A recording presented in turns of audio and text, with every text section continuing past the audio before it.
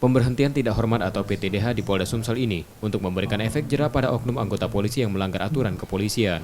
PTDH diberikan pada 8 anggota polisi yang terlibat kasus narkoba dan memiliki keputusan hukum tetap dari pengadilan. Sementara satu lainnya dipecat akibat desersi atau meninggalkan tugas tanpa izin.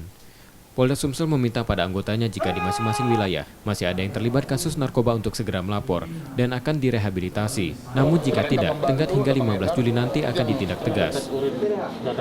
Nah, pada hari Senin kemarin beliau memberhentikan tidak dengan hormat atau PTDH, pemberhentian tidak dengan hormat 9 personil Polda dan Polres. Ya, di situ ada beberapa personil baik dari Polda maupun dari Polres.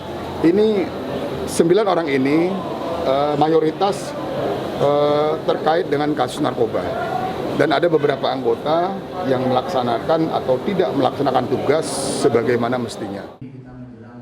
PTDH ini masih akan dilakukan untuk anggota polisi di Polda Sumsel yang melanggar hukum. Reski Oktora, Muklas Diferensial, Trivida, Kompas TV, Palembang.